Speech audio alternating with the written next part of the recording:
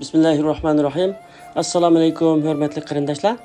Bugün ötni aləm degan söz haqida to'xtalamiz. Ötni aləm degan so'zni normalda biz yomonlik qilgan odam ash yomonlikning jazosini ko'rdi degan ma'noda ishlatamiz hamda. Ammo bu yaxshilikningmi o'tnisi borligini ifodalaydigan bir so'z hamda. Buningga bir misol hamda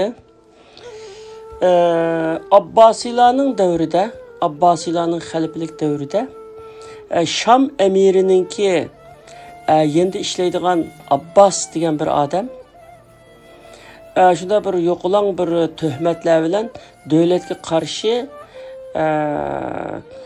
bir ishlarni planlagan degan tuhmat bilan tuhmatga qilib askarlar buni qo'g'lab kelgan vaqtda qochibdi bu. Endi qochib bir ko'chaga kirib oldi. O ko'chada qarasa bir uchuq uydan bir uy bor ekan, shu uyga kirib oldi. Askarlar kelib bu ko'chani tityapti, hammani izlaydi. Zaten o'sha ko'chaning sirtqi chiqatmadi, ne ketdi bu deb hamma uyni izlaydi. İzlagandan keyin bir uyga kirsa, Nuriddin degan bir hurmatli bir odamning uyiga u.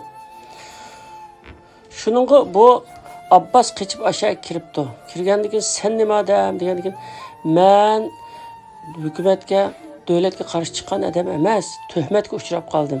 Ammo bu tuhmatni men aqlash uchun naydijiq vaqt ketdi.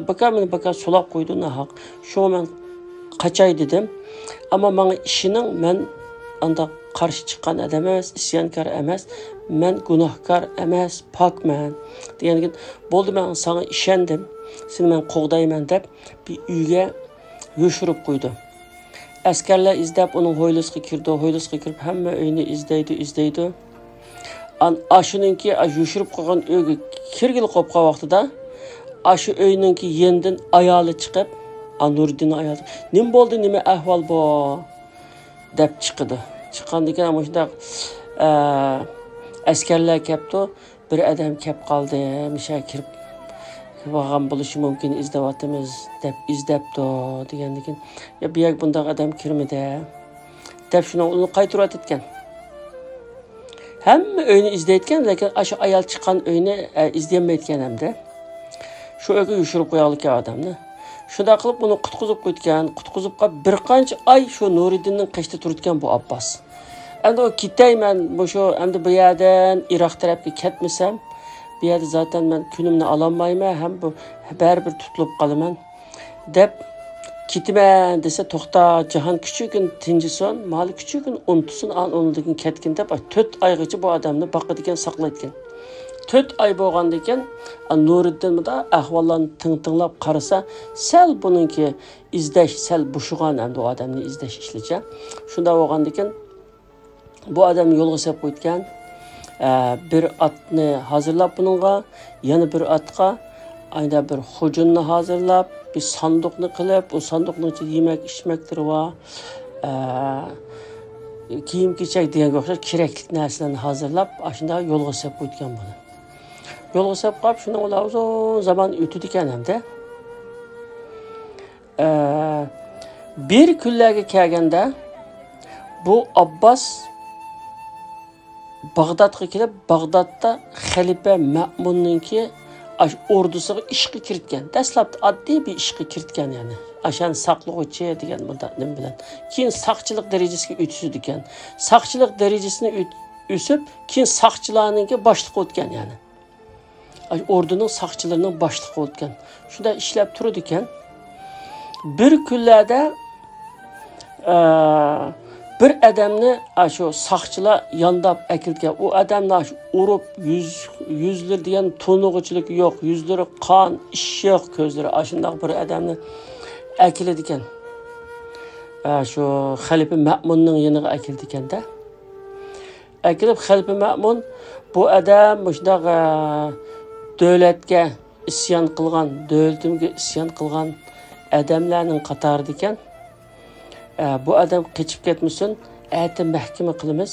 Abbas sen akitib buni nerede saqlasang saqla, uyingda saqlamsa yoki turmada saqlamsa, ish qilib ati sen elib kelsan o'sha odamni deb Abbasga topshirgan uni.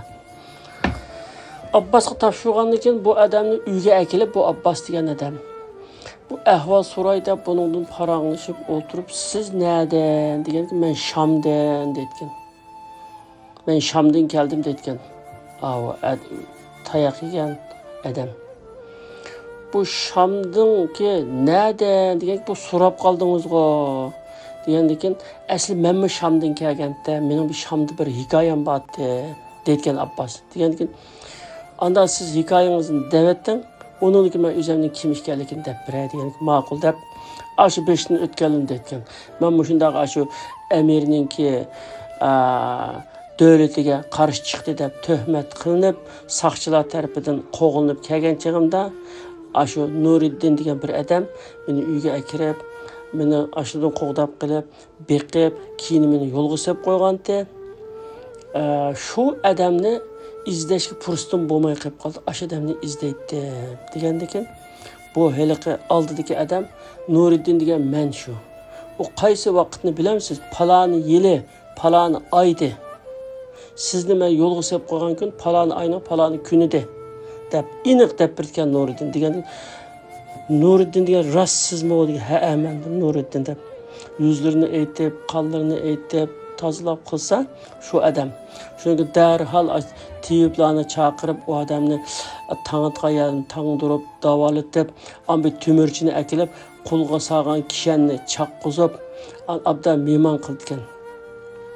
Mehmon qilib, shuningdan keyin endi sizni podshoning xalifa mening oldimga akilingdi deb aytadigan, lekin men sizni qochiryaptay.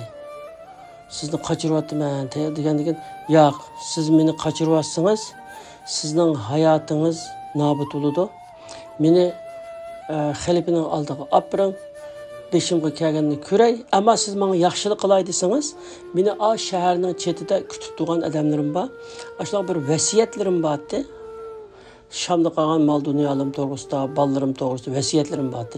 Ay vasiyatlarimni yozib bersam, aşağı yetkizib bersangiz, adamga aytib yetkizib bersangiz, meni xalifa nima qilsa qilsin, men o'zimni topshiraman degandan yo'q, men sizni cho'qim qutqizmasam bo'lmaydi. Siz mening hayotimni qutqizgandingiz, endi sizning hayotingizni qutqizishga menga fursat beribdi. Men sizni qutqizaman deb turgandan keyin yo'q, meni xalifa qishqa olib degan. Eng oxiri emas bundoq kelishayli. Men chatning sirtiga, mushu Iroqning sirtidagi Abyar degan yerga aşağıda adamlarim bor. Aşağıga meni atula yo'lga solib qo'ying. Men aşağıda kutib turay. Erta siz xalifaning qishqa bering. Xalifaning qishda agar sizni tushunib, sizni xalifa ayiblamasa, men xabar qilasiz. Agar sizning beshingizga bir ish qilib, sizning kallangizni kesmoqchi bo'lsa, unda xabar bulab qolsa, men darhol kelib o'zimni topshiray deb kelishdi ekan.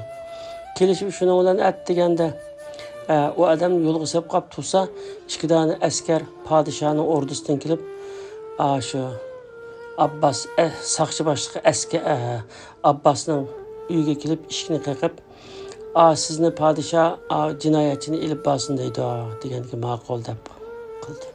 Shunga birdan degan o'zi podsho nimaninki xalifa Ma'munning oldiga yolg'iz o'zi keldi. Kelganda xalifa Ma'mun uni ko'rib, achchig'i kelib chichangishib ketdi. Qana qo'lingdagi u jinoyatchi qanasan, quruq gapsan-ku degandan xalifam, siz avval meniki gapimni bir anglagan bo'lsangiz, sizga bir gapim bor dedi. Gapingni anglay, ammo jinoyatchi qana? Jinoyatchi sana topshirdim-ku men, elib kelgin, nim bo'lsa bo'lsin, sen elib kelgin deb topshirgan degandan men shuni demoqchi edim, mening gapimni bir anglagan bo'lsangiz, uni nima qilsangiz, kallamni kessangiz men rozi degandan. Ma'qul deganimiz degandan aç qissini boshdan oxiri tushuntirib berdi. Tushuntirib deb bergandan keyin bu xalifa mudo turib o'ylab ketib birdan keyin sen nima degan nachar adam, sening nacharligingni men bilmaymish hadi seni ishitibdi menga. Sana mushunda hayotingni qutqizgan, sana mushunda bir yaxshilik qilgan bir odamni mushu necha 10 yilgacha sen izdimay ashuna yurdingmi? Mening qishimda mushunda vafosiz odamlar bormi? deb qattiq achchiqlab ketib, sen desang bo'lmabdi menga mushunda degan bo'lsam, men u odamni yaxshi hürmet kılattım, hem o adamni izlep senin aşı yaxşılıqın, sen kılgan yaxşılıqın qaytırattık emasmi dep. Hazırla ekilinglar dep adam evet etken. Ekilip o adamni ekilip Nuriddinni ekilip xapomang dep onu ikram qilib, onun söhbetlişip, onu andın ki yolga sep qo'yitgan ki 10.000 tilla altın, 10 dana at, 2 dana xizmatchi ashuna bilan billa Shamga yo'lga sep qo'ygan. Shamga yo'lga sep qolib, Shamdagi o'zining emiriga xat qilib biritgan. Bu adam yaxshi adam ekan, bu adam davlatga qarshi chiqqan adam emas ekan, o'zini ah ko'ngil, taqvo yaxshi adam ekan deb buningga yaxshi muomala qilinglar deb xat yozib bitgan. Xat yozib birib, shu arada Nuriddinga men sizga shundaq emirlarning ustidan nazorat qilib, menga xat yozib turadigan shundaq bir vazifani topshirsam qila olamsiz degandan, men andaq vazifalarni yaxshi ko'rmaydim.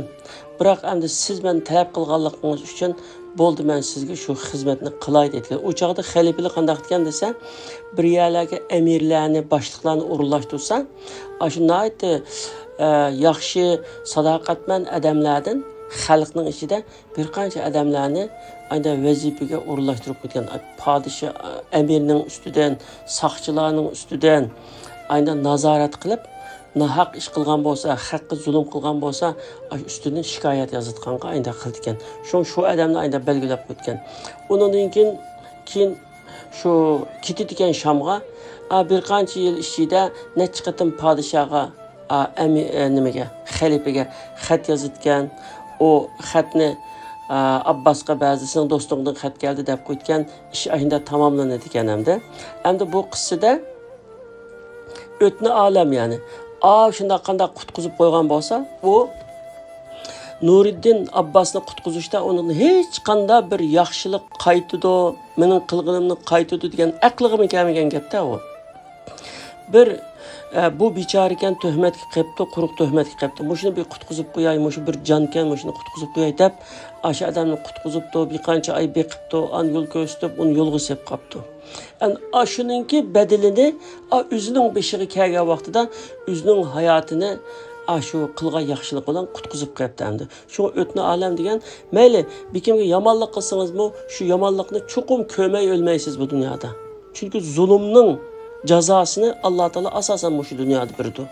Bekimga yaxshilik qilgan bo'lsa, yaxshilikni chuqum ko'rasiz. Agar siz ko'may qilib qolsangiz, bolalaringiz ko'radi, bolalaringiz ko'masa, navrilaringiz ko'radi. Bir yaxshilikning mukofotini Alloh taolo chuqum ko'rsatdi.